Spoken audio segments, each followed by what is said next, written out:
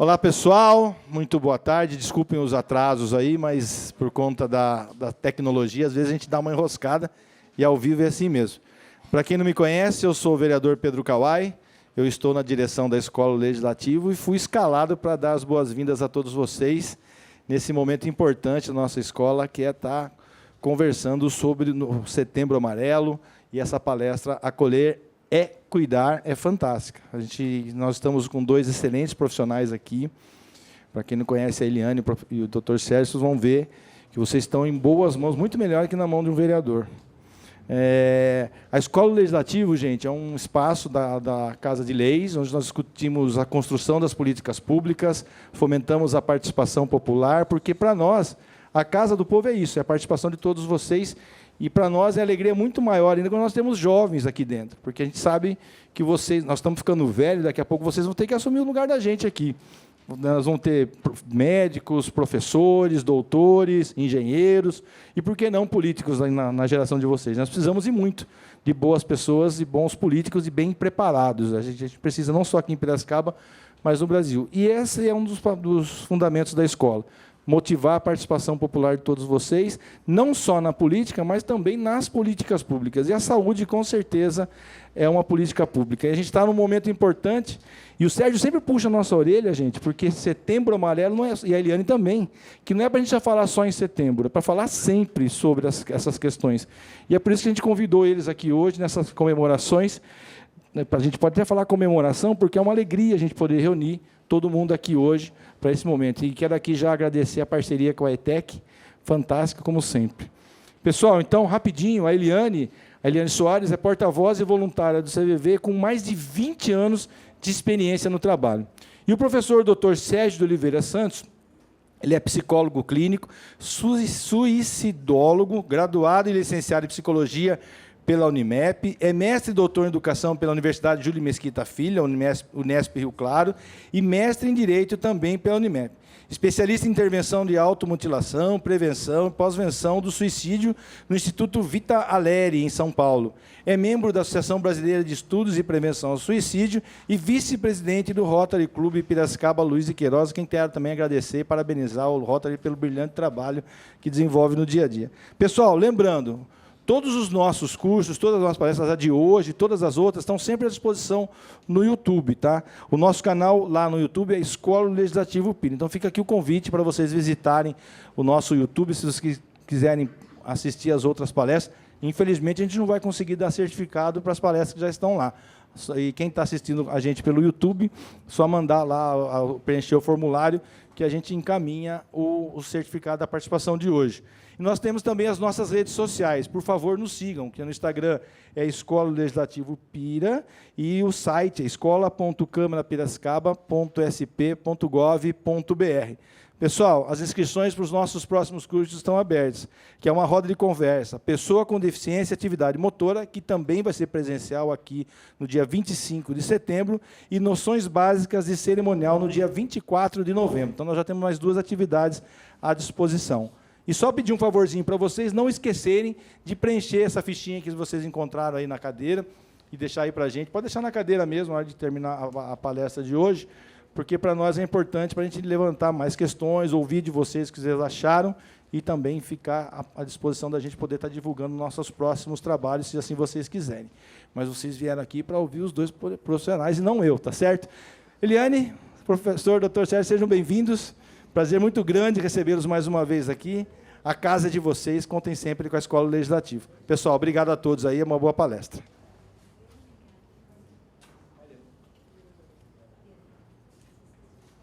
Bom, boa tarde a todos. Meu nome é Eliane, eu sou voluntária do CVV, diferente do Sérgio, ele é um profissional da área.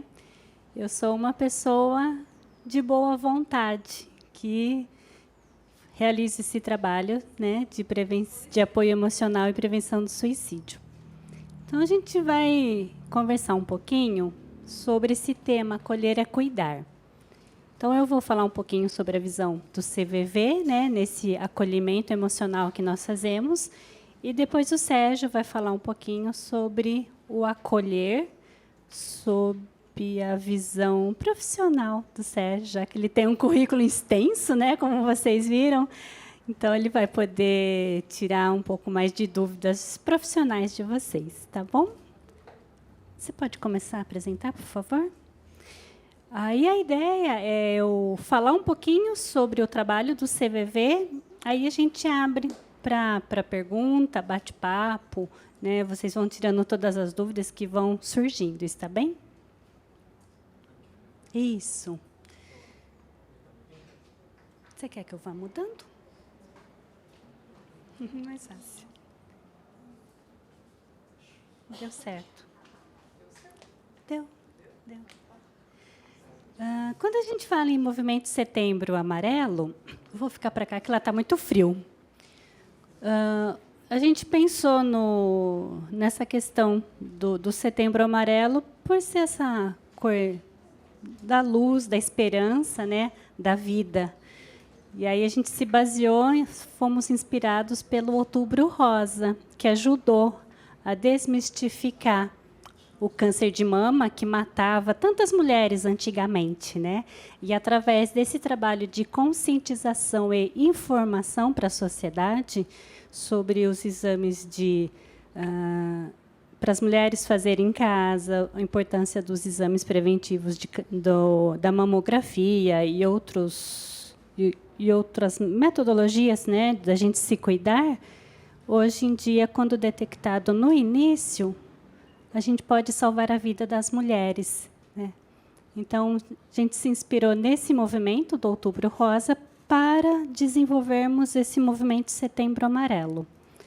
E aí, por que a gente sentiu necessidade disso? Para levar conscientização sobre a prevenção do suicídio. Um tema meio espinhoso, que ninguém gosta de tocar muito no assunto, como era antigamente, né, do câncer também, mas eu acho que com informação e conscientização a gente pode diminuir alguns números que nós vamos ver. Então, começou em 2003 com a criação do dia 10 de setembro, que é o Dia Mundial da Prevenção do Suicídio. E aí, depois disso, em 2015, o CVV fez parte, né, dessa união junto com a Sociedade Brasileira de Psiquiatria e outros órgãos para começar esse movimento. Aí, em 2020, mesmo na pandemia, a sociedade já estava falando um pouquinho mais abertamente sobre isso, com o apoio da mídia, dos órgãos de comunicação.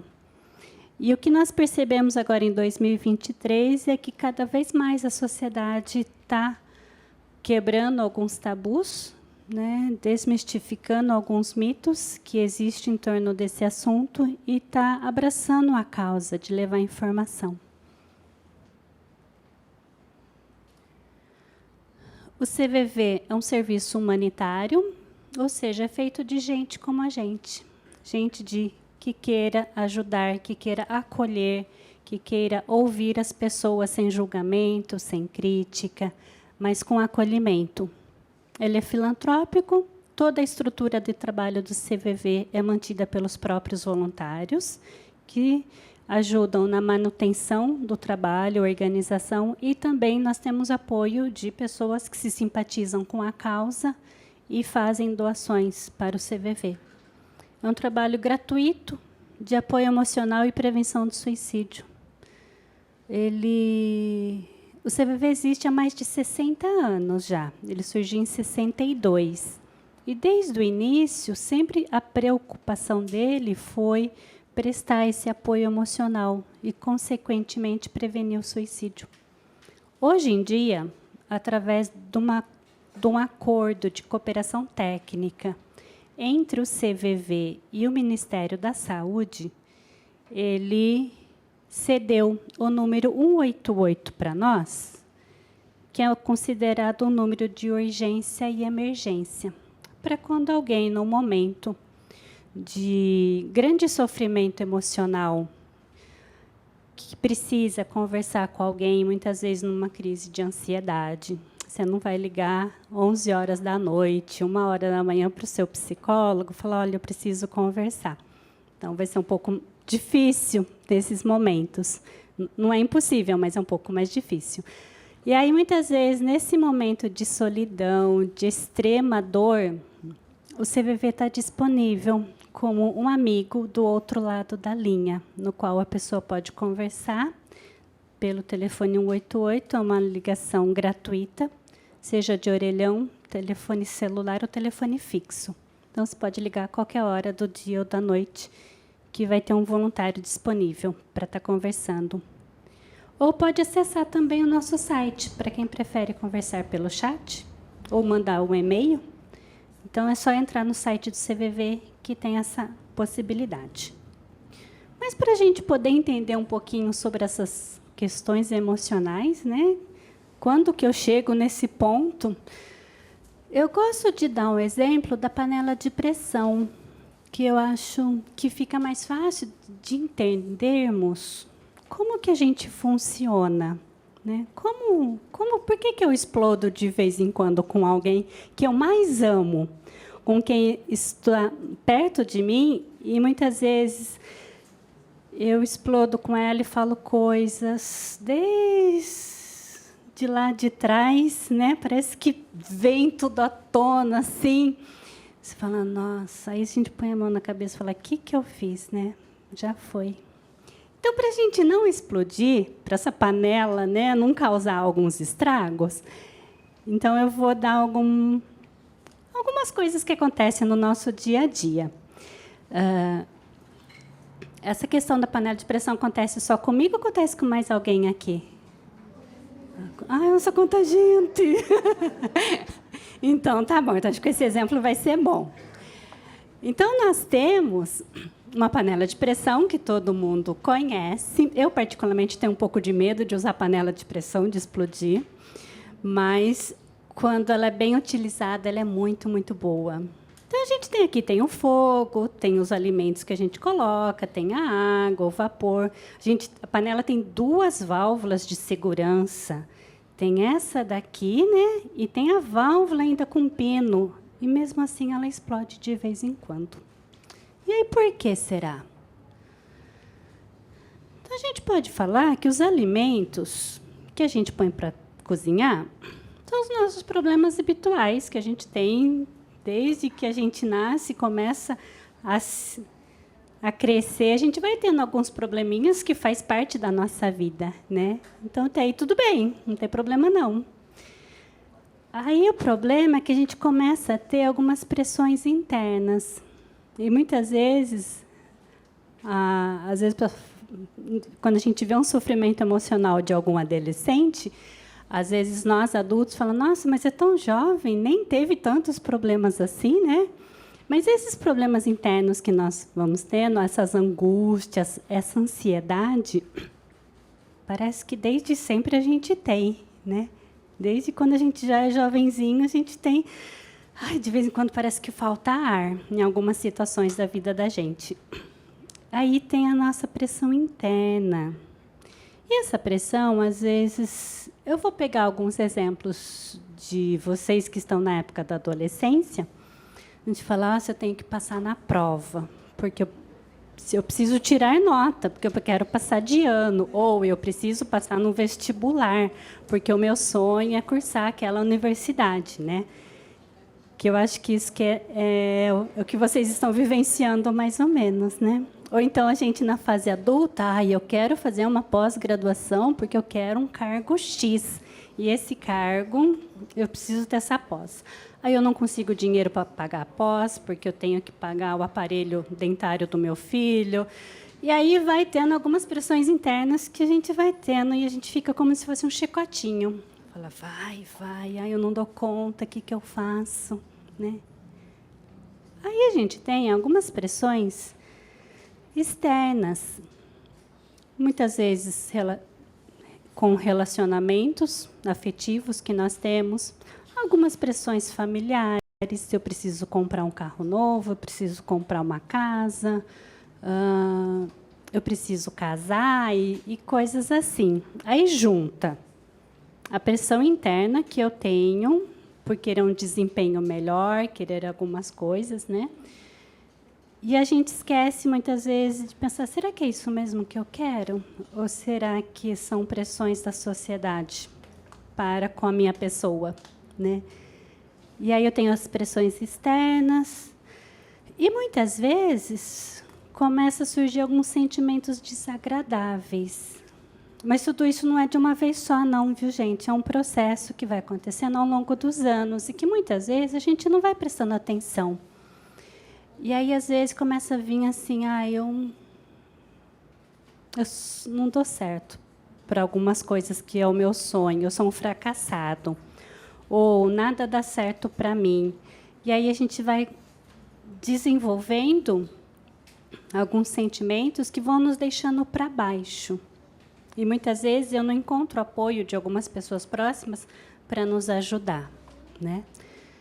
E aí, quando vai surgindo esses sentimentos desagradáveis, se eu não tenho uma válvula de segurança, né, que é quando eu procuro fazer algo para aliviar esta tensão, ou eu procuro conversar com alguém para obter uma ajuda, no primeiro momento de amigos, da família, se eu não consigo obter uma ajuda profissional, especializada, se eu não faço nenhuma atividade física, como uma caminhada, coisas que me ajudam a aliviar esse estresse, aliviar essa pressão que está acontecendo na minha vida, que é fundamental, se eu não encontro formas de aliviar isso, aí deu ruim. Aí, se a panela de pressão explode, é onde, muitas vezes, quando a gente está no trânsito, uma simples fechada no trânsito, a pessoa saca o revólver e descarrega o revólver no outro. Às vezes não aconteceu nada com o carro, mas a pessoa está com tantos problemas, né, na vida dela, e que ela não está conseguindo resolver, está difícil, e que um simples fato faz com que a gente se transforme momentaneamente. E, muitas vezes, a gente fala, nossa, mas eu não acredito que eu fiz isso. Não era eu que estava naquela cena, naquele momento. E aí o estrago já está feito. Né? Muitas vezes é uma batida de trânsito, uma discussão dentro de casa, que pode vir a ter algum tipo de violência, seja violência física quanto a psicológica mesmo. Então, antes que a nossa panela interna, né, chegue nesse ponto de explodir com alguém, né, e normalmente a gente sempre faz ou com quem está próximo de nós ou com quem eu posso ferir, e às vezes nem sempre eu vou conseguir pedir desculpa para aquela pessoa porque o estrago foi grande. Né? Então, o CVV ele entra numa partezinha de todo esse complexo de situações que vão acontecendo. Então, o CVV se coloca à disposição para conversar. Eu acho que vocês já vivenciaram isso, né? Quando a gente está com algum problema, quando a gente brigou com o namorado ou com a namorada, né? Está muito triste. E aí eu paro para conversar com um amigo, eu choro, desabafo, conto tudo o que aconteceu, parece que dá até um alívio quando faz isso, né? Alguém já teve essa experiência de conversar, desabafar? É bom, né?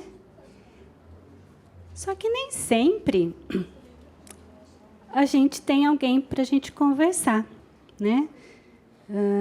De estar disponível para nos ouvir do jeito que nós somos, do jeito que nós estamos naquele momento de sofrimento. Quando alguém liga para o CVV,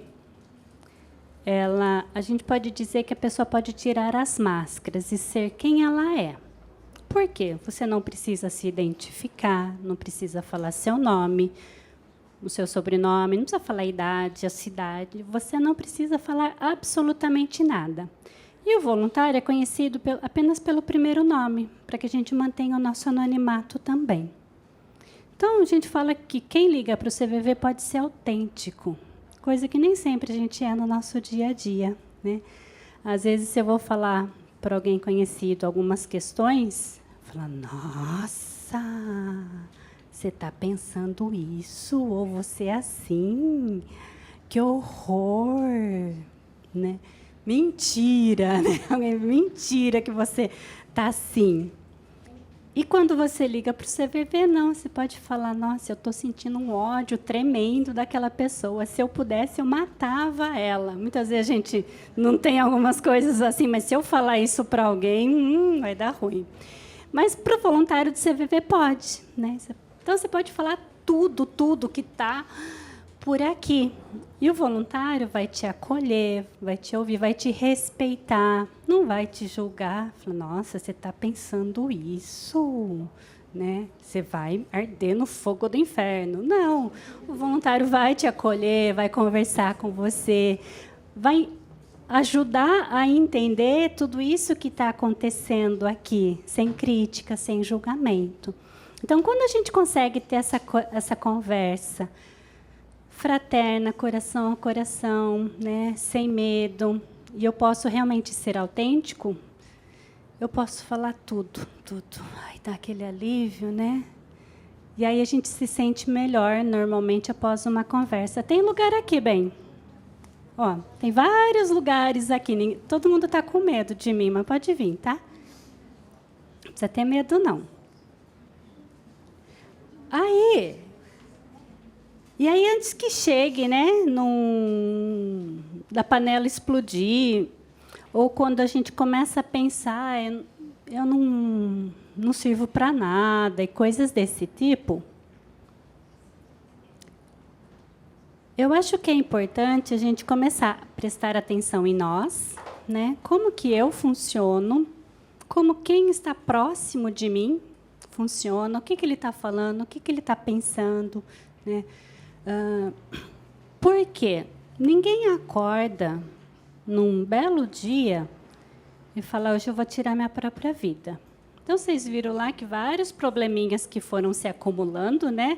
Pressões internas, externas, dia após dia, aquilo lá vai se acumulando e muitas vezes a gente não vai conseguindo resolver, não vai conseguindo falar, desabafar, não faço nenhuma atividade que eu consiga descarregar essa tensão. Muitas vezes eu não consigo fazer uma terapia para entender o que está acontecendo internamente. E aí começa a ter algumas falas ou pensamentos do tipo, eu queria ir para um lugar melhor, ou eu queria dormir e não acordar nunca mais. Ou começa a ter um descuido com a aparência. Às vezes a pessoa tem vontade de não se alimentar mais, vai perdendo um apetite, ou a ansiedade faz com que ela coma mais, né? Muitas vezes não tem vontade de se arrumar para ir para a escola, para ir para o trabalho. Começa a ter a perda de interesse por algumas atividades que até então gostava. Então, eu gostava de ir para o final de semana, para a casa dos amigos, jogar bola, fazer um churrasco, passear no shopping, N coisas. E, às vezes, falar, não, vou ficar em casa quietinho, não estou com vontade de ir, não. Eu só quero dormir. Dormir e acordar só na segunda-feira, quando tiver que começar a enfrentar tudo de novo, né? E aí vai dando uma tristeza, de vez em quando vem um choro, sem saber do porquê, de onde, uma sensação de solidão. E aí, muitas vezes, a gente vai se afastando dos outros e a gente vai se afastando da gente mesmo, né? Então, quando começa a gente perceber alguns sinais assim, opa, o que está acontecendo comigo? Eu não era assim, por que eu estou, né, com essa vontade de ficar quieta no meu canto, ou estou sem apetite? eu não estou conseguindo resolver os problemas. E a gente ter esse olhar para dentro de nós, né? O que está pegando que eu não estou conseguindo entender?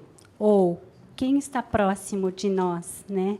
Quando alguém tem alguma fala desse tipo de que queria dormir, queria sumir, porque ninguém gosta de mim, eu acho que vocês iam viver muito melhor aqui em casa sem a minha presença, coisas assim. Opa! Então, é importante para nós que estamos próximos de alguém, falar, o que está acontecendo? Vamos conversar um pouquinho? Né? E aí, mas como conversar? Como que eu posso ajudar alguém que, às vezes, a gente percebe que está um pouquinho diferente do nosso dia a dia, que está um pouquinho mais quieto, mais triste, com choro? Primeira coisa é se colocar a ouvir. Ouvir sem interromper. Mas a gente até poderia trocar esse ouvir por escutar. Porque o ouvir é quando eu não tenho nenhum problema no meu aparelho auditivo, eu ouço. Então, eu ouço o barulho do ar-condicionado, ouço alguém falando, eu ouço. Quando eu me coloco para escutar, é quando eu estou inteira naquela conversa. Eu deixo o celular do lado, né? Eu me conecto olho no olho com aquela pessoa quando for possível, que estiver presencialmente. Ou, se eu estou no WhatsApp conversando com alguém, eu vou parar de responder 1.500 respostas ao mesmo tempo e entra no Instagram, e entra no TikTok, e entra mais não sei quando, e continua a conversa com aquela pessoa. Opa! Vamos prestar atenção, né? Eu me coloco inteiro naquela conversa para realmente escutar o que está acontecendo com ela, né? E aí, sem interromper, por quê? No nosso dia a dia, quando alguém chega para nós e fala, nossa, eu estou com uma dor de cabeça hoje. Aí a outra pessoa fala, nossa, eu tive uma dor de cabeça semana passada, que eu tomei 3 remédios, nenhum resolveu. E aí você, que estava tentando falar da sua dor de cabeça, você não consegue, né? Porque a dor de cabeça do outro era muito maior. Que normalmente acontece isso, né? Ixi, acontece com todo mundo, pelo jeito. Eu só estou vendo gente fazer assim. Então, aí nessa hora a gente guarda as nossas questões, que a minha dor de cabeça era maior, que a dor que eu estou sentindo no pé era maior. E a gente se coloca disponível para ouvir, escutar sem interromper. Então, deixa a pessoa falar, deixa ela concluir a frase, coisa que a gente também nunca deixa o outro fazer isso por completo, né? A gente já quer interromper. Então, deixa ela falar. E mostre que você está levando a sério aquela conversa, sem julgar, sem criticar. Porque ninguém, quando a gente está num sofrimento, ninguém quer ficar ouvindo julgamento ou crítica do outro. Mesmo quando, às vezes, a gente sabe que fez alguma coisa inadequada, mas, às vezes, no calor das emoções, fez. E não tem muito como voltar atrás, não tem muito como consertar. Você sabe que fez errado. Não precisa mais ir uma pessoa lá falar, nossa, mas que bola fora que você deu. Não. Não precisa mais alguém ficar lá martelando em você. A nossa consciência já sabe quando a gente errou, né? Mais um não. Então, quando a gente se coloca para ouvir, sem julgamento, sem crítica, porque, no fundo, todos nós sabemos quando a gente dá uma bola fora, quando não dá. Quando eu fiz alguma coisa errada e que fala, ai, está difícil de consertar isso. Né? Então, que a gente não seja mais essa pedra no sapato de quem está precisando da nossa ajuda, do nosso acolhimento. Valorizar os sentimentos da pessoa. Coisa que, às vezes, a gente não leva muito a sério no nosso dia a dia. Às vezes, quando alguém fala para nós, né? Mas no CVV, no dia a dia, nem tanto. Mas quando alguém fala, olha, estou pensando em tirar minha própria vida por causa disso, disso, disso. Nem sempre no nosso dia a dia a gente leva a sério aquela dor que a pessoa está nos trazendo. No CVV, a gente leva a sério. Porque quando alguém fala que vai tirar a própria vida, e aí a gente olha de fora e fala, nossa, mas ela tem carro, ela tem um emprego bom, ela tem uma puta casa bonita, ela tem uma família, tem 2 filhos lindos e perfeitos, por que que ela quer fazer isso? Que absurdo! Nossa, é falta do que fazer, é falta de Deus, é falta disso, é falta daquilo. Mas a gente não está na pele da pessoa para saber o que ela está sentindo, né? A gente não está vivenciando, a gente não passou pelas experiências que ela passou para a gente falar que isso é besteira ou não. Porque cada um de nós somos únicos. Quem é mãe, né, quem é pai, pode criar 4 filhos. Como minha mãe diz, eu criei vocês 4 iguais e cada um é diferente. Não adianta, cada um somos seres únicos, com as nossas percepções, com os nossos valores, com as nossas experiências. Então, não dá para a gente julgar o outro a partir da nossa vivência, a partir da minha experiência. É cruel demais quando eu faço isso com alguém. Então, quando eu começo a ter essa compreensão, eu começo a valorizar mais essa conversa coração a coração, sem julgamento, sem crítica, né? E se, às vezes, durante essa conversa com um amigo, eu percebo, ou com quem eu estou conversando, eu percebo que acho que era bom conversar com a família. Ou, às vezes, eu acho que era bom ter uma ajuda especializada de um psicólogo, de um psiquiatra, né?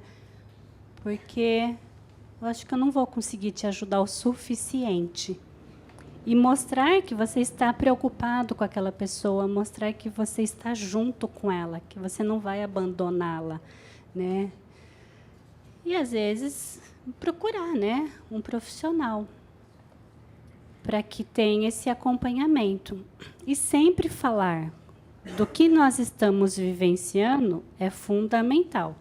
A gente só precisa saber com quem a gente vai conversar.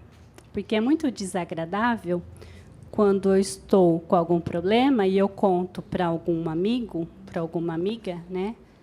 Daqui 5 minutos, o corredor da escola inteira está sabendo. Meu, isso acaba com uma pessoa, né?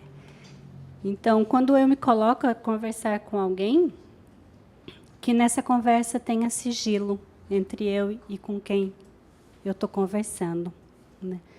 E aí, porque quando alguém está pensando no suicídio, a ambivalência que tem, ela é muito grande dentro de nós, porque a gente quer acabar com a dor que nós estamos sentindo naquele momento. Eu não quero acabar com a minha vida. Eu quero acabar com a dor.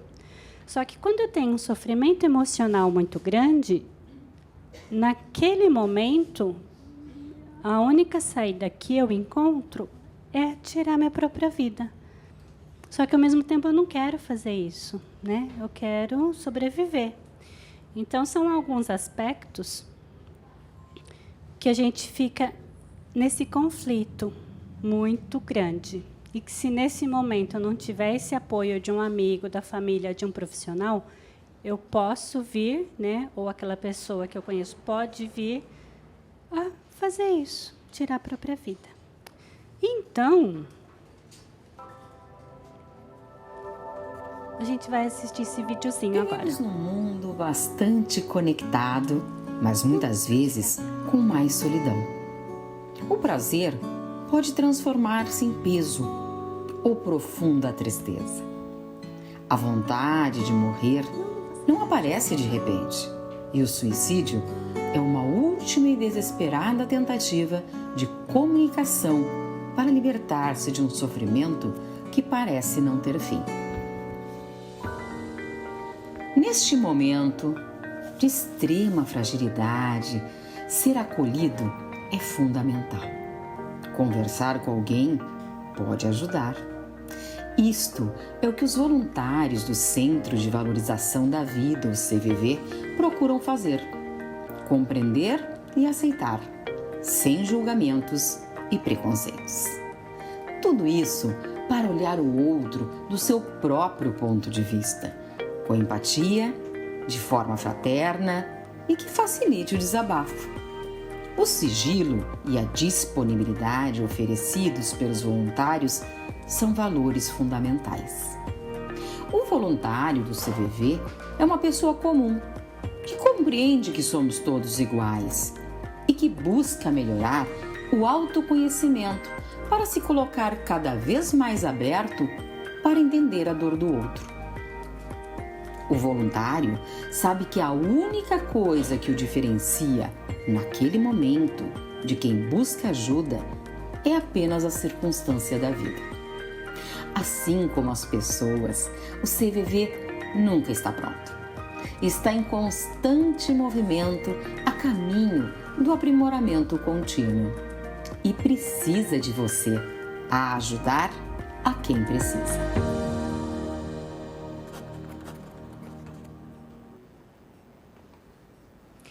E aqui fazendo só um retrospecto do que a gente conversou um pouquinho, né, sobre essa escuta empática, com compreensão, respeito, aceitação e confiança, né, que todos nós somos capazes de enfrentar as dificuldades da nossa vida. Quando a gente é adolescente, eu falo por mim. Gente, eu queria fazer tudo ao mesmo tempo agora, porque eu achava que não ia ter o dia de amanhã. Então, eu queria ir em todas as festas, eu queria beijar todas as bocas. Opa, acho que tem mais gente que gosta disso. Eu queria fazer tudo, porque eu não sabia se ia ter semana que vem para eu ir na festa de novo, né? E a maturidade faz com que a gente perceba que vai ter mais um dia, vai ter mais um dia, vai ter mais uma festa, vai ter mais outros, muitos empregos, vai ter outras oportunidades para eu entrar na faculdade. Posso não entrar na faculdade esse ano, mas o ano que vem eu vou batalhar e vou conseguir de novo, né? Então, quando a gente tem essa confiança em nós, das nossas capacidades, quando eu tenho essa confiança da família, do apoio dos amigos, de que essas pessoas estão junto de mim, né, que não me deixam sozinha, que me apoiam, eu tenho forças para continuar enfrentando as pressões internas, externas e muitas outras que vão acontecendo. E ser compreendido é uma necessidade básica. Muitas vezes, né, a gente tem dificuldade de compreender algumas pessoas, algumas falas, algumas ações. Mas, no fundo, por mais agressivo que algumas atitudes nos pareçam, né, no fundo, todo mundo quer ser compreendido, quer ser amado, quer ser respeitado, quer ser valorizado. Então, quando a gente começa a compreender como a gente funciona, quando eu começo a compreender como quem está próximo de mim funciona, a gente consegue ter amizades verdadeiras, amizades duradouras, a gente consegue amar o próximo do jeito que ele é, não do jeito que eu gostaria que fosse.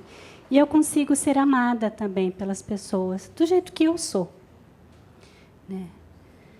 E aí o tema da campanha desse ano do Setembro Amarelo, cada ano a gente tem um tema.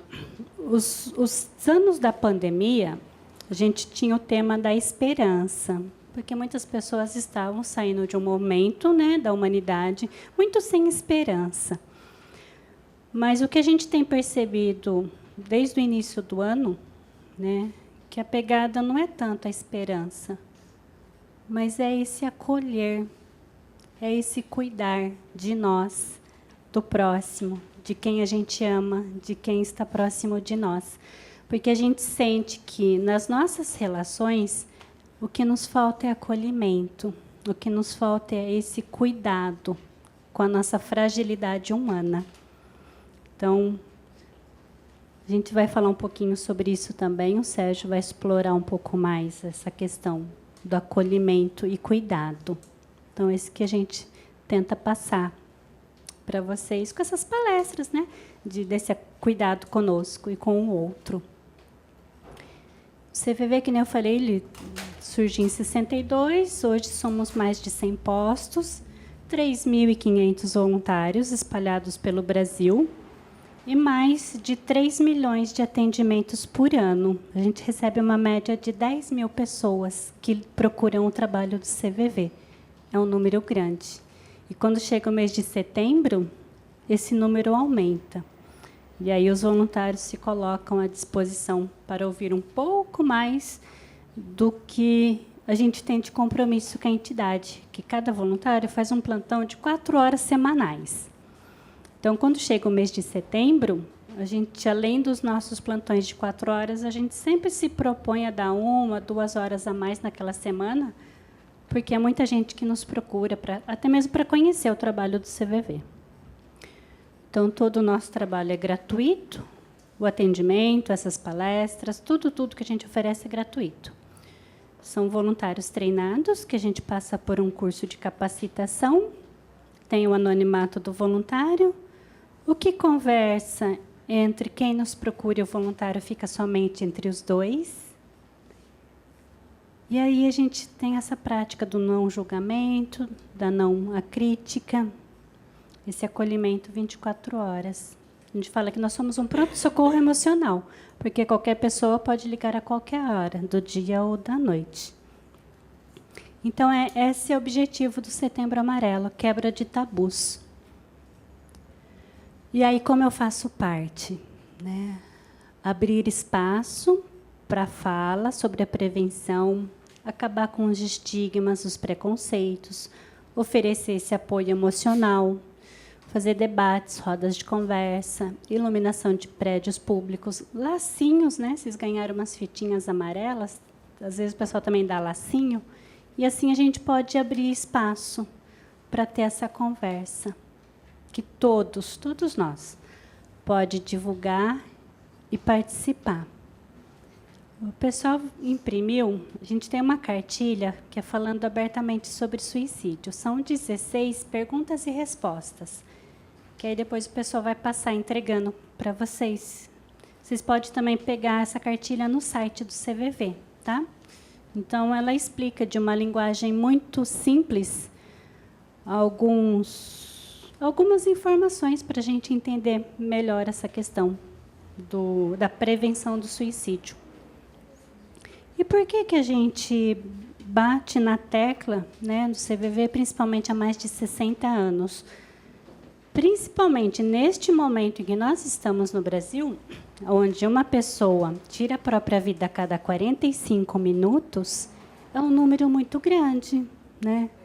E que, se a gente tiver uma sociedade engajada, fraterna, solidária, que tem essa escuta, né, autêntica, amorosa, a gente vai derrubar esses números aqui, de um suicídio a cada 45 minutos. E aí, essa é uma causa de todos nós, do trabalho voluntário, dos profissionais da saúde mental, dos órgãos públicos, através dos equipamentos que a prefeitura oferece, como os CAPs, né, que é o Centro de Atenção Psicossocial, os trabalhos voluntários, uma mídia responsável, o apoio da família e a sociedade como um todo. Só quando a gente realmente se unir, a gente vai conseguir melhorar esses números. E aí onde eu busco ajuda, né? As unidades básicas de saúde, os CAPs, numa emergência o SAMU, UPA, pronto-socorro, e quando foi para conversar, desabafar, o CVV, no número 188.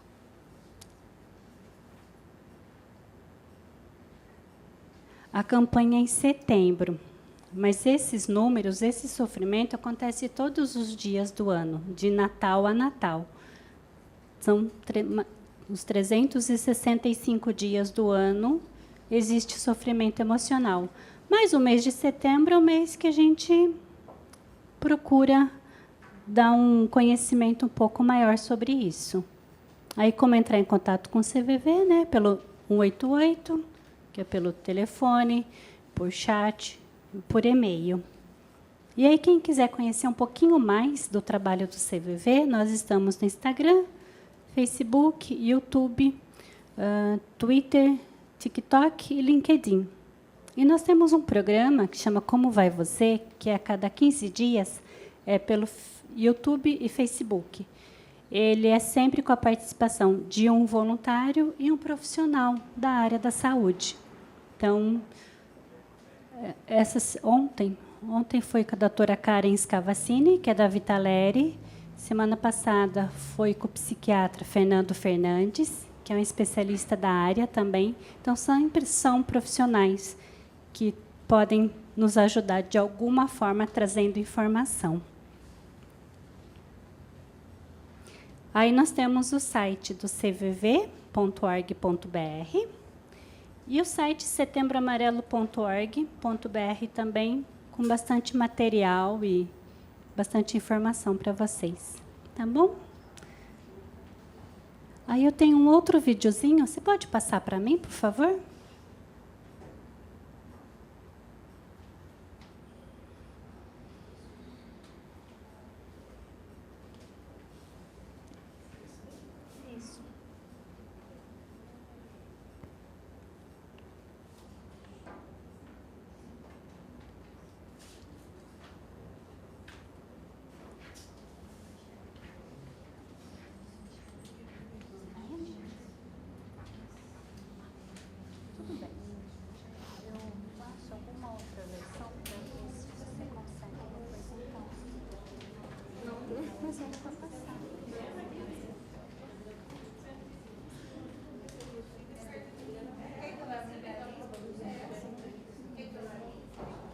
Bom, enquanto o pessoal vai se ajeitando aqui no vídeo, aí se alguém tiver alguma dúvida,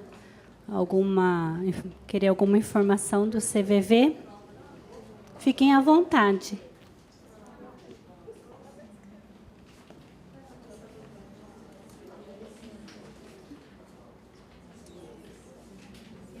Acolher, Isso. receber alguém, Esse mesmo. aceitar algo, dar ouvido, levar em consideração, admitir alguém em seu convívio. Agora vai.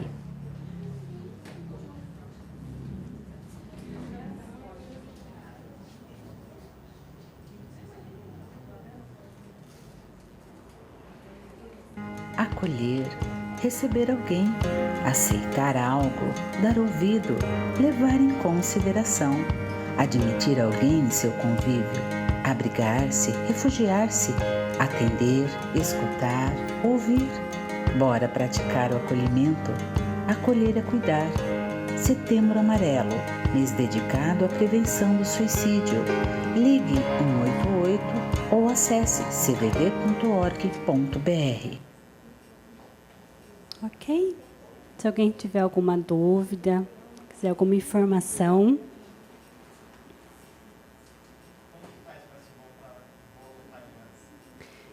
Agora, dia 2 de outubro, na segunda-feira, a gente começa um curso para ser voluntário. É um curso de aproximadamente 2 meses e meio, que acontece uma vez por semana. Então, a gente vai ter, desde 2020, nós vamos voltar agora com o curso presencial, na segunda-feira à noite. E aí a gente também vai ter a opção de ser um curso online.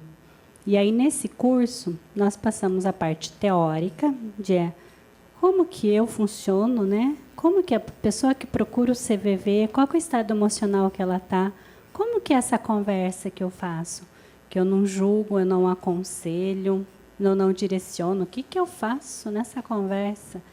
E aí a gente tem a parte prática, que são os estágios. Então, eu tenho ou curso presencial ou online, pelo Zoom.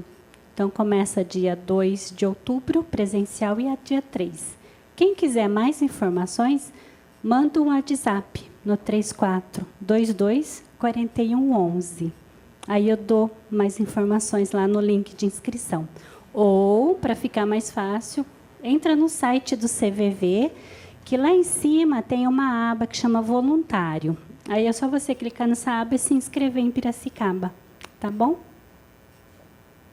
E para manter as atividades do CVV, que eu lembrei, a gente tem um brechó de livros, que acontece uma vez por mês. O próximo vai ser agora dia 23 de setembro. A gente abre aos sábados de manhã. Então, Então, a gente recebe livros que a população nos doam e a gente vende esses livros a um preço simbólico de R$5. E aí, a gente, com essa venda desses livros, a gente ajuda a manter o trabalho do CVV. Tá? Diga.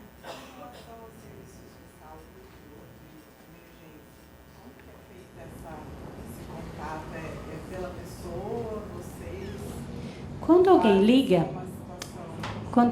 para o CVV, pode ser de qualquer ponto do Brasil.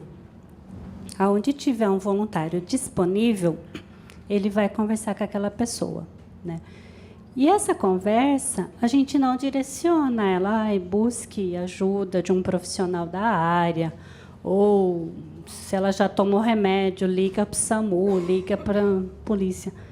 Porque o nosso objetivo ali é acolher, é conversar. Quando que ela precisa de um direcionamento, então aí ela tem que buscar, né, esse apoio profissional. Então a gente não direciona, até porque como eu aqui em Piracicaba, se eu ou pegar uma ligação lá de Uruguaiana, que é divisa com o Uruguai, lá no Rio Grande do Sul, não tem como, né, eu estar fazendo essa ajuda também, tá? Diga. Não, quem liga não precisa falar o nome, a idade, da cidade que está falando, não precisa falar nada. É só falar. Não precisa se identificar. Mais alguém? Então, tá.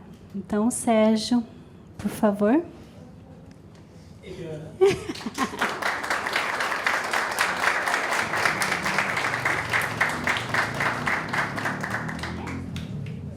Sérgio, que é um profissional da área, vai poder auxiliar vocês um pouquinho mais em algumas dúvidas.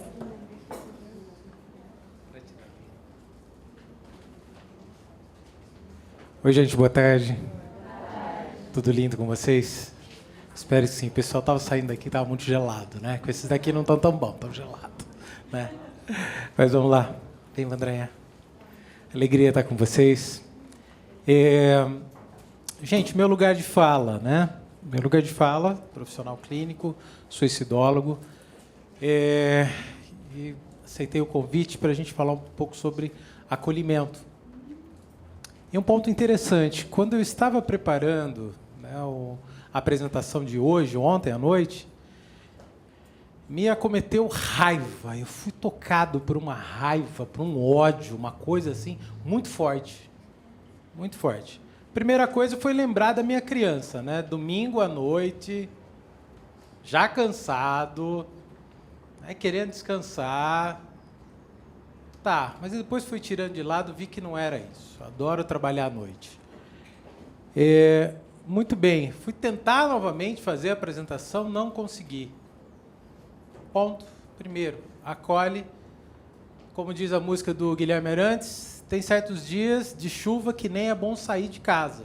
O que a gente faz? Levanta, toma um café, uma água, volta para a cama e boa.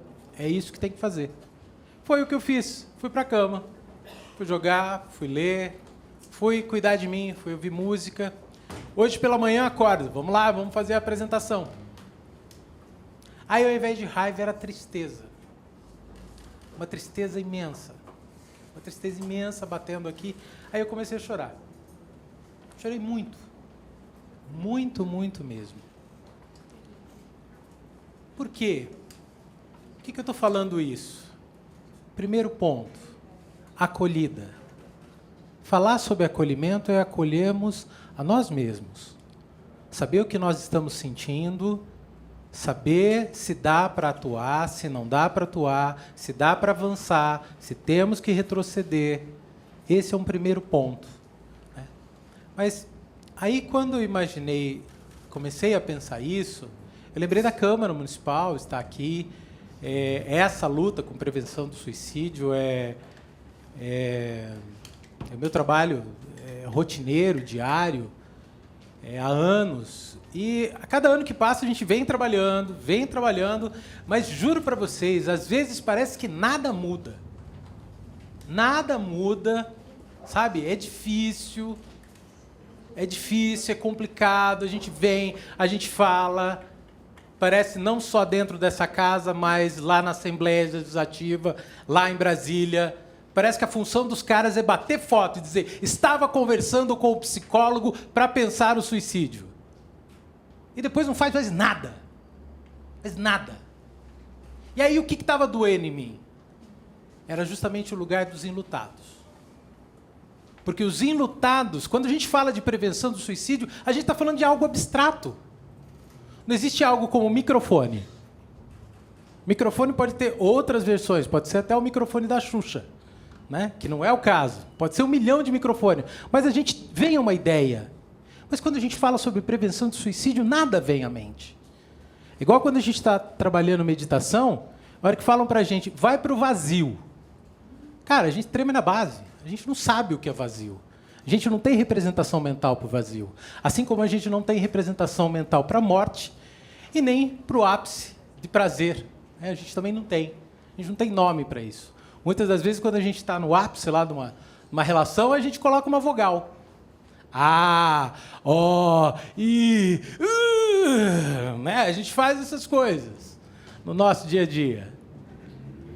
Para a gente tentar sair desse lugar do vazio. A questão é que quando a gente fala em luto, tem cara, tem voz, tem cheiro, tem uma mãe, tem um pai chorando, tem alguém que todo dia antes de dormir beija uma foto, coloca a foto debaixo do travesseiro. E aí ocorre que Setembro Amarelo é de extrema importância, gente. É de extrema importância porque a gente ganha espaços como esses aqui na Escola da Câmara. Apesar que, um beijo para toda a equipe, que eles abrem o espaço o ano inteiro para a gente. Eles são extremamente receptivos a isso.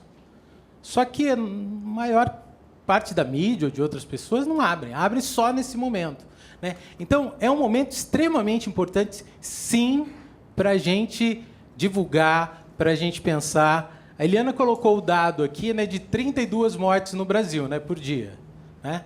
Só que essa cartilha, eu lembro que é do ano passado, retrasado, né, Li? Hoje, vocês sabem quais são os números oficiais, segundo o Fórum de Segurança Pública do Brasil?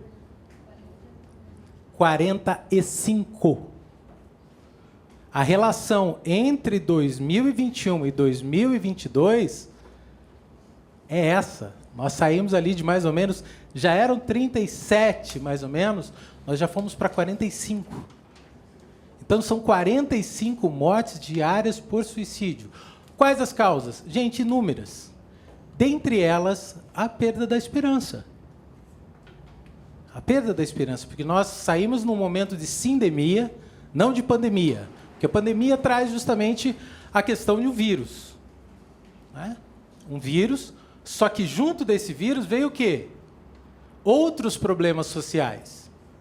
Dentre eles, né, o mau caratismo, né? Porque algumas pessoas tentaram furar a fila, né, ser vacinado antes que o outro. Outras pessoas foram vacinadas e disseram que não foram, fizeram campanha contra a vacina, etc. e tal. E aí a gente sai daquele momento e surge, agora vai melhorar. Aquele empresário que ficou endividado tentou acertar, mas não conseguiu. E aí um dos pontos que nós temos é justamente esse, a perda da esperança. E quando a gente fala sobre suicídio, gente, a gente pode entender o suicídio como um desfecho trágico, um desfecho triste para uma história. Como diz a belíssima canção do Renato Teixeira e do Almir Sater, cada um de nós compõe a sua história e cada ser em si carrega o dom de ser capaz e de ser feliz. E esse é o meu lugar de fala. Eu trabalho com aquilo que eu chamo com psicologia perspectiva, que é justamente a gente olhar a vida, as relações e as pessoas por perspectivas diferentes. A base disso é Nietzsche e a psicanálise freudo-lacaniana. Tá? Então, nisso a gente pode dizer que o ser humano é uma invenção, a gente é uma ficção gramatical.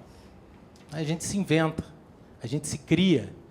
E, por sua vez, a psicanálise, né, do Lacan, principalmente, vai dizer que o nosso inconsciente é estruturado como uma linguagem. Então, cada um de nós compõe a sua história. E como é que é isso? Como é que isso influi no acolhimento? É porque é o seguinte, se a gente não aprender a se acolher, a acolher a nossa história e entender que quando a gente fala em acolhimento e olhar para a nossa história, não é descobrir quem eu sou, afinal, como dizia o Sartre, não existe nada em nós que nos defina antes que a gente exista, né? A gente existe, a gente se inventa na relação com o outro, e é a partir desse momento que a gente vai ao encontro de si que a gente se depara não com uma descoberta, mas sim com a oportunidade de invenção de si. Ou de reinvenção, porque muitas das vezes a gente precisa pegar os cacos daquilo que quebrou para se inventar novamente. Então, esse é o nosso trabalho. Né? Dia a dia, o trabalho de prevenção do suicídio é dizer, e aí? Que história você vai construir a partir desse momento?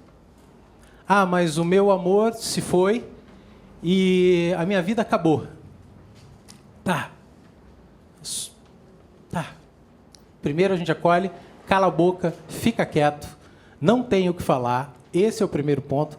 A Eliane foi muito sutil, né? Ela fala de maneira muito sutil, muito tranquila. Eu não tenho um linguajar tão elaborado, tão amoroso quanto o dela, né?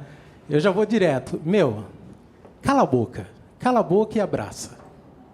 É igual velório. Cara, eu não tenho o que você falar. Nossa, parece que está dormindo, né?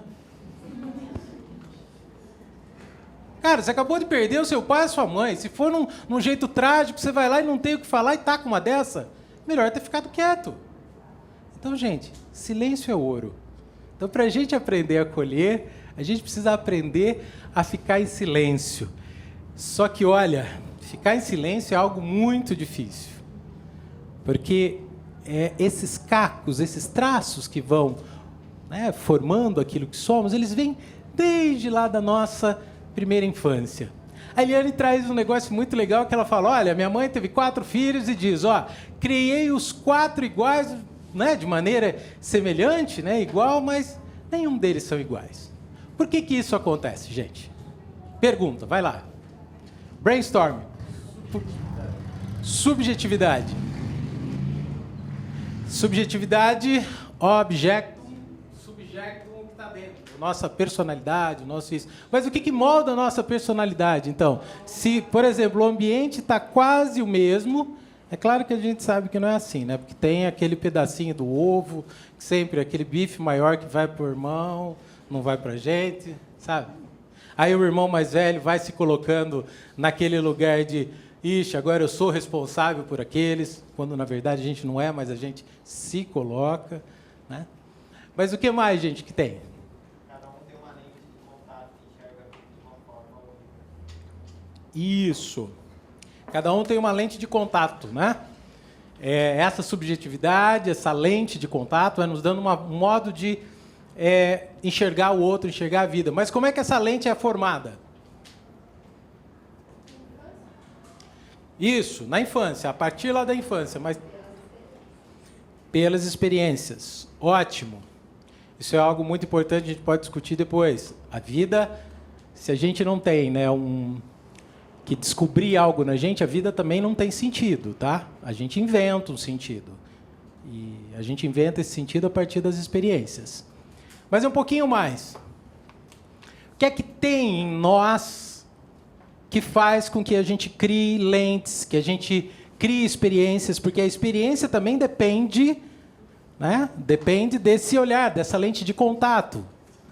Né? Porque, às vezes, nossa, eu mudei para uma casa, eu morava num cubículo, numa kitnet, de repente eu mudei numa casa com 2 andares, tudo lindo, maravilhoso, mas eu me sinto preso ainda dentro daquele lugar. Né? Por exemplo, o meu pai na minha infância foi um crápula. uma pessoa execrável. Só que, cara, ele passou por momentos assim, hoje ele me acolhe, ele me beija, ele me abraça, vamos colocar hipoteticamente. É claro, o meu pai não foi nenhum top, não foi o meu ideal, né? Não foi o ideal que eu quis. Gratidão por não ter sido isso, né? Entretanto, né, eu tive que passar justamente por esses processos, né? Porque o pai de ontem não é mais o pai de hoje. Só que se eu fico aferrado naquele lugar, se a minha criança, se as minhas experiências são daquela, eu não consigo enxergar o pai de hoje. Porque eu estou tão magoado, eu estou tão triste, né? Eu não consigo ver o pai de hoje. Não consigo ver as mudanças que o meu pai fez. Tudo isso vai nos moldando. Mas o que tem nesse movimento que a gente faz, então, não me estendendo mais? O que molda, o que cria, então, as nossas experiências, né? O nosso modo de experimentar o mundo e o nosso modo de enxergar? É um negócio chamado fantasia, que a gente chama, na psicanálise, de fantasia ou fantasma. E o que é isso? Para isso, a gente precisa entender um pouco a nossa condição humana. Ali já trouxe bons pontos, eu já falei aqui que a vida não tem sentido, a gente busca a experiência de estar vivo. E é o seguinte, quando a gente nasce, ali falou de um ponto muito interessante, que é uma palavra que a gente utiliza chamada angústia. A gente nasce angustiado. Por que a gente nasce angustiado? Por conta de 3 Is.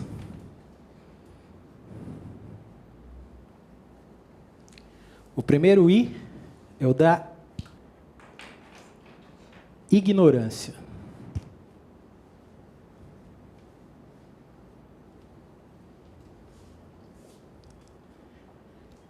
É da ignorância.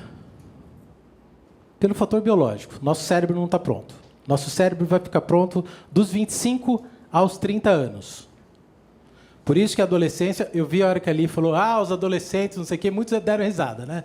Mas saibam, a adolescência vai até os 30 anos. Né? Não vai até os 18. Perdão, melhor dizendo, na Constituição, sim. Neurologicamente, não. Porque o nosso cérebro demora até mais ou menos 25 anos para ficar pronto. Só que como cada ser é único, você pode levar dos 25 aos 30.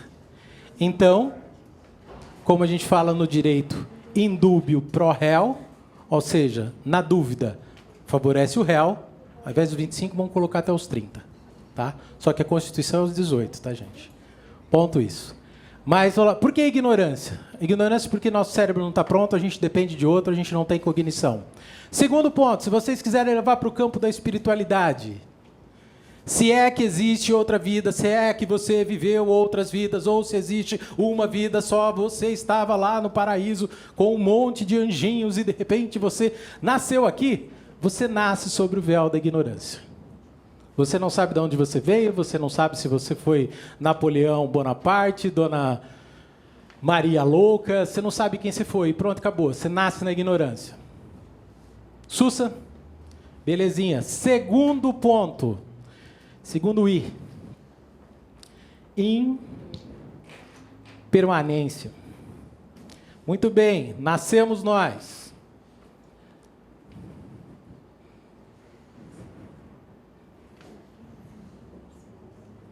Impermanência. Por quê? Nasço eu, tô lá no útero da minha mãe, quentinho, bonitinho, lindinho. Isso aí, o bonitinho, lindinho, foi eu que coloquei, viu?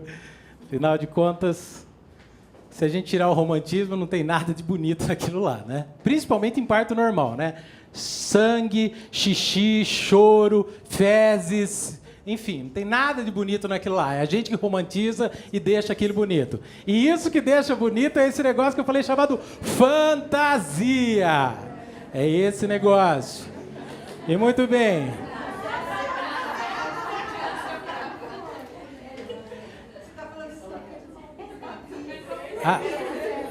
É? Ela vai falar que é bonito. Aí que tá, a fantasia dela é dizer que é bonito. Não. Então, isso que é bom. E fantasiosa é aquela coisa, né? A fantasia, gente, talvez eu não disse. Mas a fantasia é aquilo que a gente cria, né? Essa lente que a gente cria. Que bom que tem pessoas como ela que acham bonito, né? Tem pessoas que adoram criança. Eu sou um dos caras que não gosta. Eu atendo adulto. Eu só atendo adulto. Porque eu não gosto de criança, ponto. Né? É um outro universo. Sabe? Para você lidar com criança, você tem que ter a linguagem da criança, tem que se dispor com a criança. E eu sou neurótico obsessivo. Eu sou chato, eu gosto de estudar, eu gosto de pensar. Então eu gosto de trocar ideia. Eu gosto de sentar no boteco, tomar uma, tomar um café, uma cerveja, né, que eu ganhei de presente no ano passado, né, queridão. Enfim, mas por que impermanência, gente? Porque estamos lá no útero, nascemos, estamos lá respirando oxigênio líquido, de repente começamos a respirar oxigênio gasoso, começa o negócio a arder, começa a dar uma dor na minha barriga, de repente eu vou, alguém traz na minha boca um objeto, esse objeto sai um líquido, começa a aquecer, de repente começa a doer aqui, eu jogo tudo para fora, a hora que eu parei de jogar, eu não sei para onde eu fui, eu dormi, de repente eu acordo melado. Gente, e esse processo é a vida inteira. O que a pandemia fez? Deu um tapa na nossa cara com a nossa ilusão de controle. A gente achava que estava tudo certo, a minha vida está encaminhando, está tudo lindo, maravilhoso. Abri o negócio que eu queria, né, o restaurante que eu queria. Putz, vendi todas as panelas porque eu tive que fechar. Ou seja, a impermanência consiste. Ali a gente estava brigando, eu falei, nossa, tá loira agora, que linda. Ela falou, então, a idade vai chegando, a gente vai ficando mais loira, isso aqui. Eu falei, então, você vai ficando mais loira, eu vou ficando careca e gordo. Então, é a impermanência. A impermanência está aí, a gente precisa lidar com a impermanência. E o terceiro I, gente, a impotência.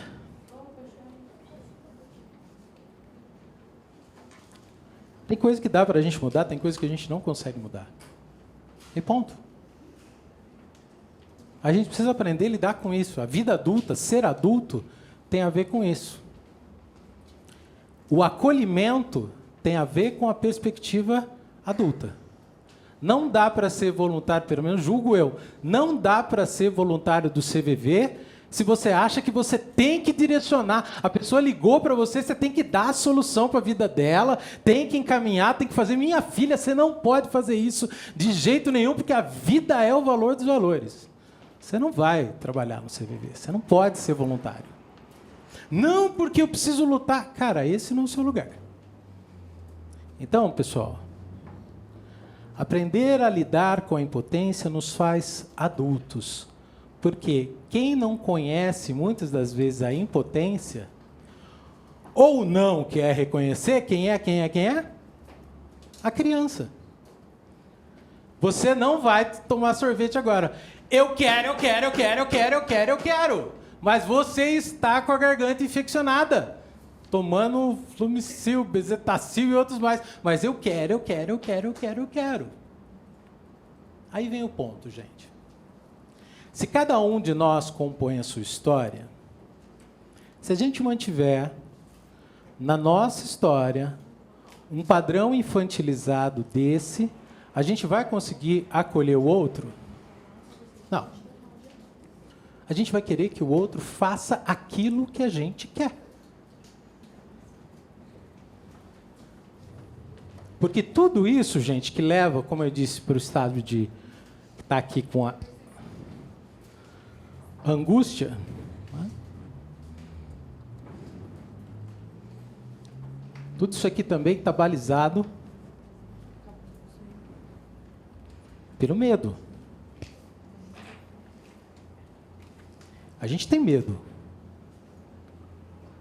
Uma criança, ela não chega assim, oi, tudo bem, não sei o quê, só depois de um tempo. Mas primeiro ela vai se aproximando, vai chegando como quem não quer nada e diz, oi. É assim que a criança faz. Né? Por quê? Porque a gente tem medo. E aí qual é o ponto principal? E aí que forma as nossas relações, forma a nossa subjetividade. É porque em dado momento da nossa vida,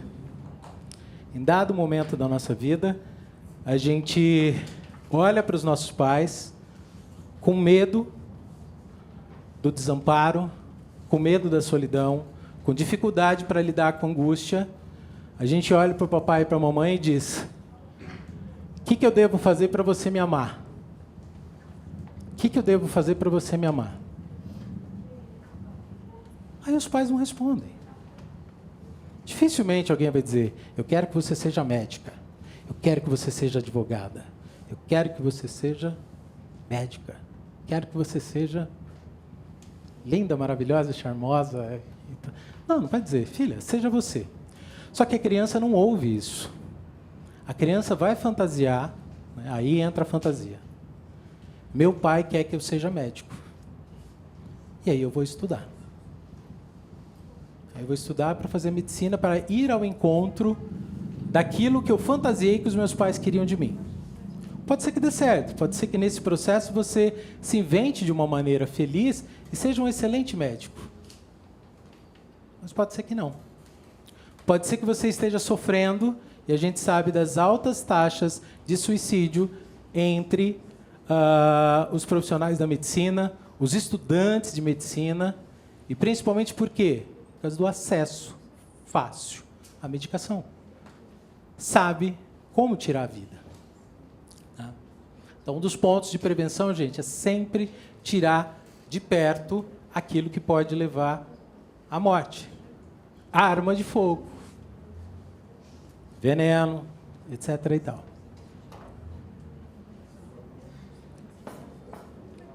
Aí, pessoal, pode ser que dê certo, que ele fique legal, mas pode ser que não, que ele viva numa vida de lamúria, de tristeza, porque ele acha que ele tem que ser médico.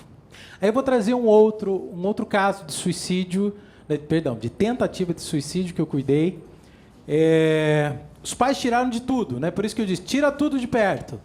O cara foi lá, quebrou a janela do quarto, pegou o caco e cortou. Eles pegaram a hora que ele estava atacando no pescoço. Só para vocês terem uma ideia. E sabe qual era a fantasia dessa pessoa? O porquê que ele estava tentando suicídio? É porque aos 5 anos de idade, ele viu um tio, né? Não é bem isso, eu estou tirando os detalhes da história, tá? Ele viu um tio sofrendo muito porque perdeu a mãe. E aí ele disse: o meu tio nunca mais vai sofrer. Eu vou viver a vida inteira para que o meu tio não sofra. Ele criou aquela fantasia. Só que o tempo foi passando, a impotência foi aparecendo, a dificuldade de fazer isso dar certo foi aparecendo, as coisas foram mudando, e ele se viu acuado por aquela promessa que ele fez.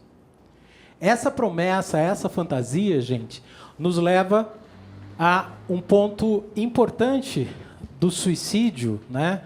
Que é o que a gente chama de túnel. O túnel de pensamento.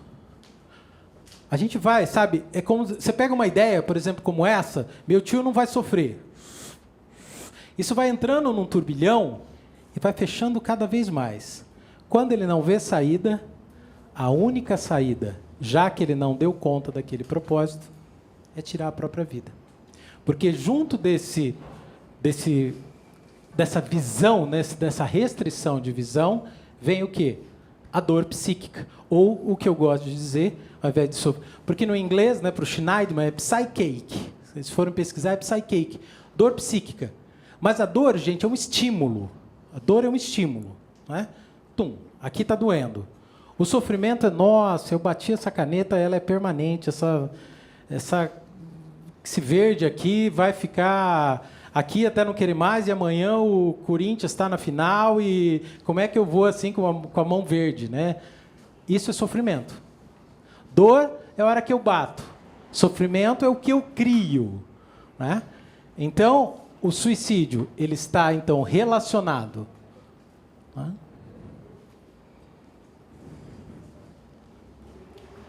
com esse estreitamento de perspectiva de vida e o sofrimento.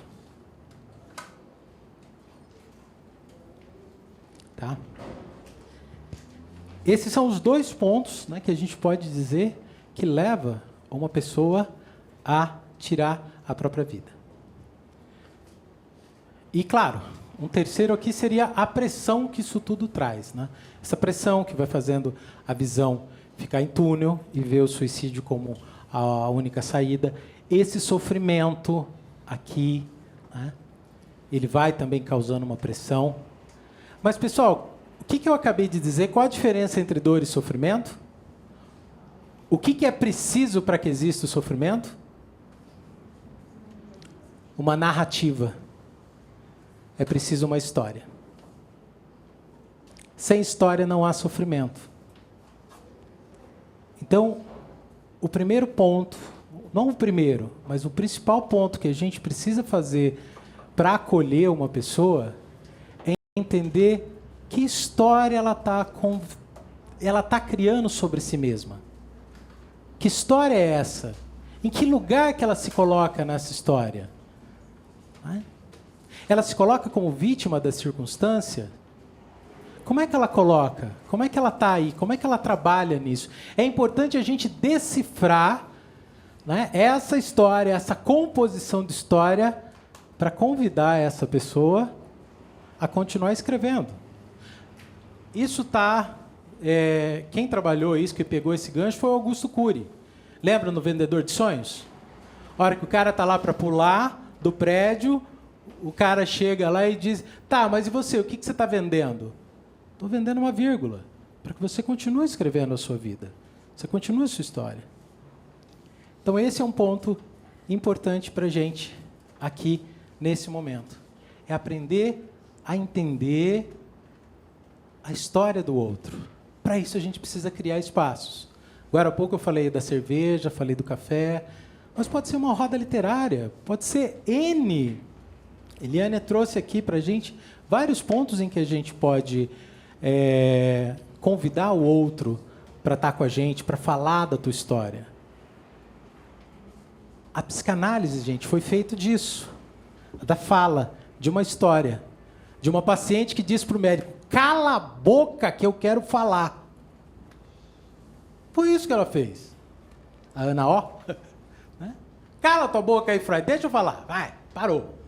Seu chato. Ela foi falando. E aí, então, surge a Talking Cure, né, que é a cura através da palavra. Então, gente, a gente precisa acolher. E aí é nessa história que a gente vai decifrar, então, um pouco a fantasia por detrás de todo esse sofrimento.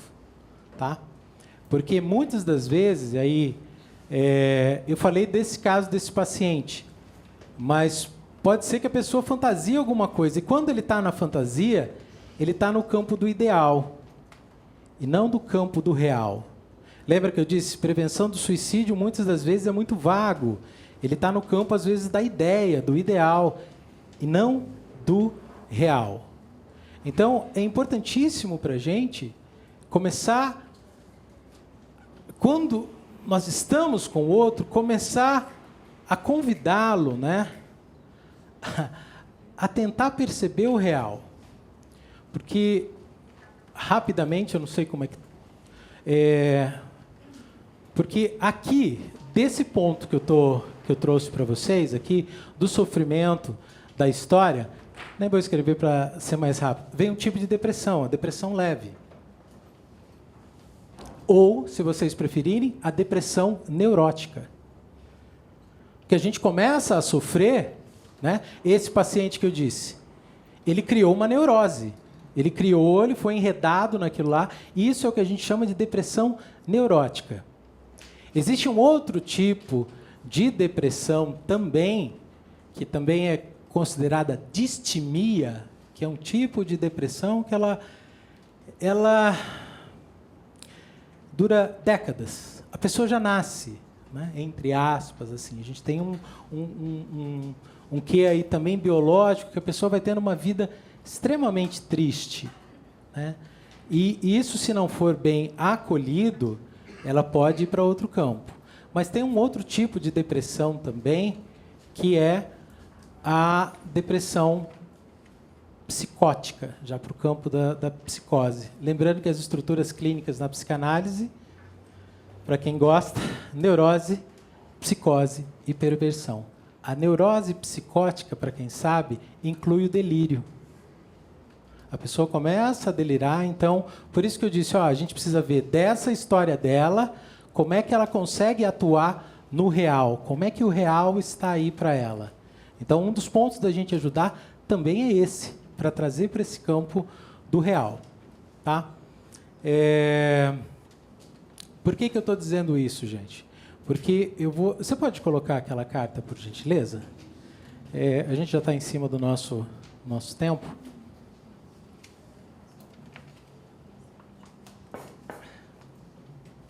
A gente precisa ter uma relação maior com o Setembro Amarelo, porque, como eu disse, né, no início, tem pessoas que sofrem, tem pessoas enlutadas. A Vandréia, que é a responsável, né, pela saúde mental do município, está aqui conosco, também outras pessoas que trabalham. A gente tem conversado, né, sobre... a gente fala muito sobre prevenção, mas pós-venção a gente não fala. A gente não tem um serviço específico no município para acolher quem está enlutado por suicídio. Então, rapidamente, né, aqui, como eu já disse para vocês, né, isso aqui foi uma carta aberta que foi produzida ontem em São Bernardo, que justamente fala sobre pessoas enlutadas pelo suicídio. E eles dizem justamente isso, sabe? Que eu disse para vocês, olha, entende que o suicídio, né, ele precisa ser trabalhado, a gente precisa trabalhar isso, só que de forma correta.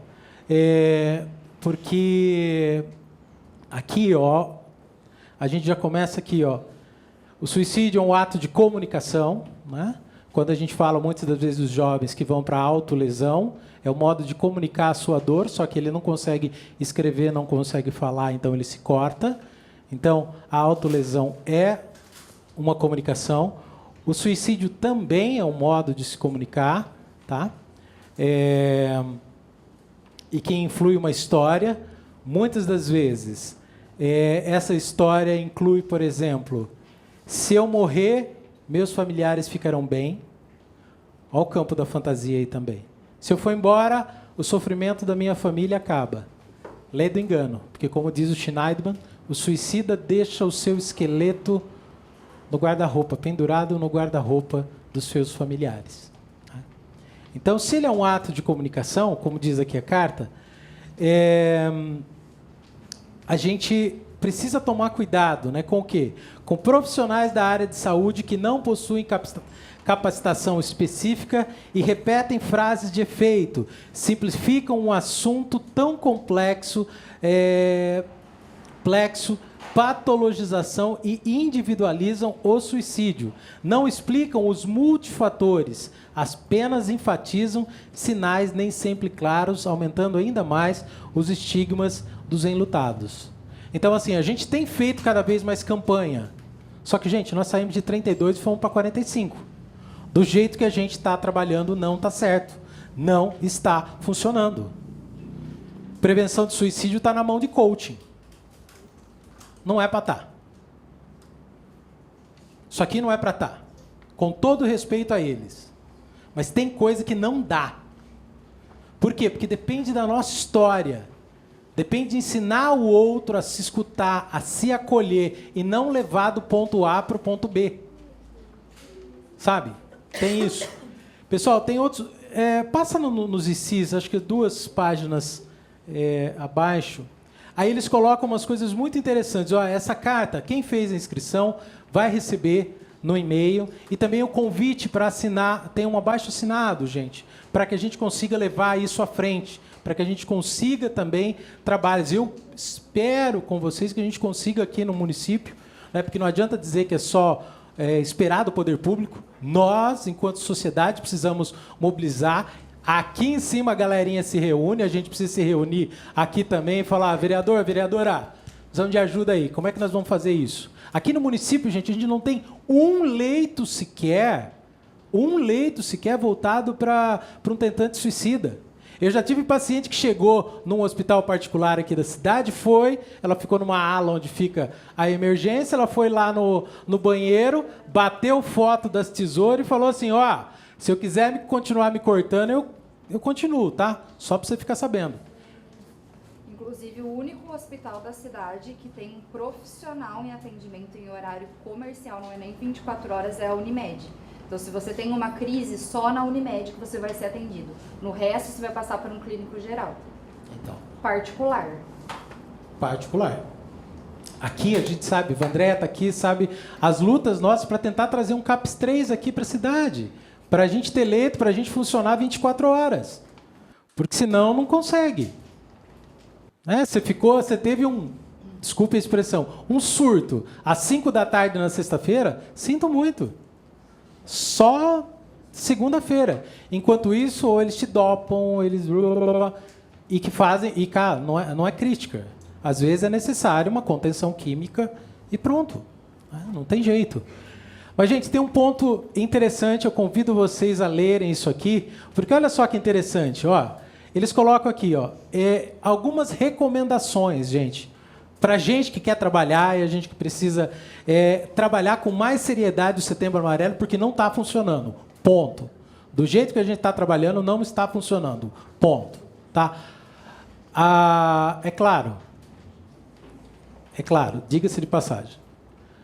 Ali acabou de dizer, os atendimentos no CVV em setembro aumentam bastante. Ou seja, funciona assim, a gente abre a possibilidade de diálogo. Funciona assim. Vandréia está aqui. Aumentam os atendimentos nos CAPs, não é? Setembro e outubro. Não tem dado, mas assim, a experiência traz um pouco isso, né?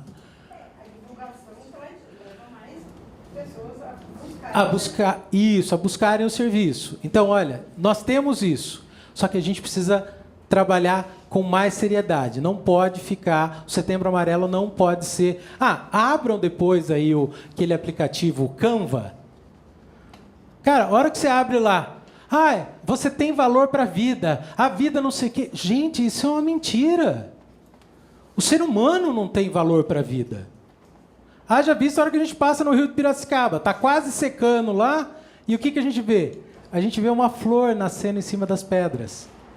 Ou seja, quem vai embora é o ser humano, a vida continua. Então, uma idiotice que se fala no Setembro Amarelo é você tem valor para a vida. Cara, idiotice, não faça isso. Isso é burrice. Isso é contraproducente, sendo mais educado. Isso é contraproducente. Tá? Isso é contraproducente. Então, o que o pessoal diz para a gente? E se nós conseguirmos detectar mais cedo a ideação suicida da pessoa amada? Por isso, a população precisaria ter acesso a informações corretas por meio de campanhas educacionais baseadas em informações confiáveis e atualizadas. E se nós tivéssemos acesso a equipe multidisciplinares especializadas em saúde mental, com rápido atendimento nos casos de emergência? E se, ao pedir ajuda, as pessoas evitassem ajudar com discursos moralistas e religiosos? O discurso da vida é um discurso moral. Quem trabalha com psicanálise sabe que a gente não fala da vida. Quando um paciente... Claro que fala da vida, mas assim, não fala assim, você tem... doutor, eu vim aqui porque eu estou com ideação suicida. Não, pelo amor de Deus, você não pode se matar. A questão é, o que é que está acontecendo na tua história que o teu desejo te leva à vontade de tirar a própria vida? Então, gente, para a gente acolher, aqui embaixo tem outras coisas muito boas, ideias muito boas para quem justamente quer se fortalecer nesse viés de prevenção do suicídio. Leiam essa carta, se sentirem tocados, assinem. Tá? Vocês receberão por e-mail todas as informações aí. E é isso. Cada um de nós compõe a sua história, cada ser em si carrega o dom de ser capaz e de ser feliz. Foi e é uma alegria estar junto de vocês. Gratidão e boa tarde.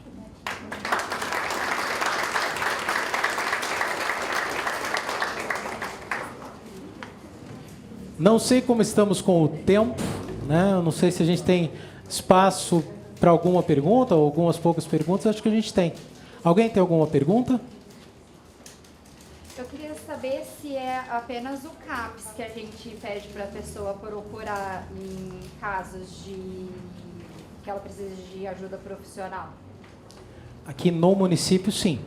Né? O Centro de Atenção Psicossocial. Mas a gente tem... assim, é um caso mais... Vamos pensar junto aqui. Para escutar uma pessoa, a gente tem, por exemplo, o CVV. Quando a gente sente que a pessoa precisa mais do que ser escutada, a gente precisa de um apoio profissional, de modo público, né, ou seja, gratuito, nós temos os centros de atenção psicossocial. Você sabe quantos psicólogos e psiquiatras tem na rede hoje? A gente falar uma coisinha antes, só fazer uma pontuação que é importante. Profissional de saúde mental, profissional de saúde dentro da atenção básica também tem que estar capacitado para ouvir uma pessoa que tem um sofrimento psíquico. Ela tem que estar. E é o objetivo do CAP fazer o mapeamento desses profissionais. Então, essa escuta qualificada tem que estar presente também no profissional da atenção básica. Na verdade, tem que estar presente em todos os profissionais de saúde. Não é uma demanda específica do profissional de saúde mental. Essa porta tem que ser direcionada para qualquer profissional. Todo profissional da saúde tem que ser uma porta. Nos hospitais, na atenção básica, na urgência, tem que ser essa porta. Isso. Porque se a gente deixar isso só caracterizado pelo CAPS ou pela saúde mental, obviamente a pessoa muitas vezes ela não vai querer ter acesso até lá no primeiro momento. E eu acho que eu vejo que esse ano o mais importante é a gente tentar resgatar isso nos profissionais da área de saúde em geral, porque as pessoas acham que isso não é deles. E eles são a porta aberta para a escuta, que é o passo mais importante. Inclusive na atenção básica, eu acho que aqui tem bastante estudante da área da saúde. Eu acho que é importante, porque a gente ganha por produto, o município ganha por produção. Tem uma produção lá na atenção básica que chama acolhimento. Então tem um serviço específico. Tem um caderno do Ministério da Saúde, que é o caderno 34. Podem ler lá, que fala tudo de saúde mental dentro da rede de atenção básica. Então é importante ter essa noção também, que a atenção básica tem que estar preparada para isso. Agora, quanto a psicólogo, eu preciso contar. Mas a saúde mental... Eu perguntei porque, assim, eu trabalho numa escola e, sinceramente, a gente já pediu para vários adolescentes, inclusive, procurar o CAPS. E sempre vem um retorno de que não tem psiquiatra nem psicólogo disponível. Ou quando tem, é uma lista de espera, sei lá, para o ano que vem. E é caso de adolescente que tentou suicídio, inclusive. Então, por isso a minha pergunta, numa questão da gente, enquanto instituição de ensino, encaminha esses alunos para onde? Eu não tenho pretensão nenhuma, não sou partidária, não tenho pretensão nenhuma de defender nenhuma prefeitura. Mas atualmente não acontece isso na rede de saúde mental. A rede tem um psiquiatra, no CAPS infantil tem um psiquiatra, tentativa de suicídio não entra em lista de espera, são 5 psicólogos dentro do CAPS infantil. Então, tentativa de suicídio não entra em lista de espera. É um trabalho de Deus, né? Sim. A gente está tentando fazer uma articulação entre a urgência e a emergência, porque esse caso já é uma emergência. Então, assim, tem que ser uma articulação. Ele não pode ser compartimentado. É isso que a gente está tentando resgatar, porque todo mundo precisa participar. Ele foi, será que ele passou? Vamos conversar com a família, será que deu certo? Quem foi acionado no momento da emergência? Como foi, sabe, essa rede, a gente precisa tentar resgatar isso para que não fique solto esses casos, né? E a gente tentar ver realmente onde está a origem, que a gente sabe que precisa ser melhorado, né? Mas... É multifatorial, né? O ponto é esse, é multifatorial. E aí é o ponto, gente. A gente precisa de estrutura e a gente precisa, por isso que a gente está aqui. A gente está numa casa de leis justamente pensando esse trabalho para a gente poder trazer um viés melhor, de mais força, né, para esse nosso lugar. E tem um ponto importante. Nem todo mundo pode ser psicoterapeuta. Nem todo mundo pode ser terapeuta. Mas todo mundo pode estabelecer uma relação com o outro que seja terapêutica. Entendam isso. Né? Agradeço sua consideração. É por isso. Tá? A gente precisa. E olha, tem outros pontos aqui também. Nós temos o serviço particular e nós temos também aqui temos o AMI, que também tem profissionais, e aqui acho que é o cartão de todos, que também, que aí ao invés de você pagar 750 pau a consulta de um psiquiatra, ali é 35. Claro que tem o plano, eu não entendo direito, não estou aqui fazendo propaganda, só estou abrindo um veio para quem não tem, quem tem urgência, né? E, opa, não foi acolhido aqui. Acho que o ponto nem é dizer não foi acolhido aqui, é o que é que a gente pode, no momento de desespero, o que a gente pode procurar. Então, a gente tem o serviço público, nós temos o serviço particular e temos também esses serviços que têm também psicólogos e psiquiatras que atendem num valor mais acessível. Tá bom? Acho que esse é o ponto.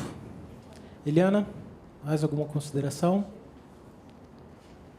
Oi. A educação também, agora foram contratados 5 psicólogos, né?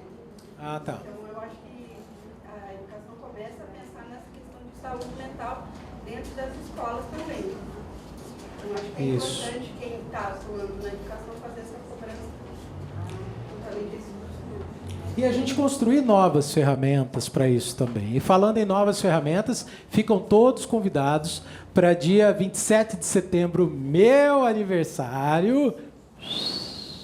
Sabe aquele mesmo bebê lindo, não sei o que, bonito no ventre da mãe? É o mesmo que adora comemorar aniversário. Sou eu. Pago, com certeza e com prazer. Né? Dia 27, nós teremos, por iniciativa aqui da Prefeitura, o lançamento de uma campanha, de um trabalho chamado Musicalmente. Musicalmente. Que, mais uma vez, esse veio do meu trabalho já há anos, né? Traz a música como um instrumento de promoção de saúde mental. Nós faremos um show, né, uma apresentação, lá no Teatro do Engenho, no Euripides de Campos. O evento começa às 9 da manhã, o show a partir das 10, tá bom? Lá no teatro. Estejam todos convidados, a entrada é gratuita. E vamos celebrar a vida, porque é por isso que a gente... por isso que a gente trabalha com prevenção de suicídio. Afinal de contas, tudo aquilo que é divino é leve, é suave, é tranquilo e é motivo da gente festejar. Gratidão, gente. Um beijo. Ótima tarde. Tchau, tchau.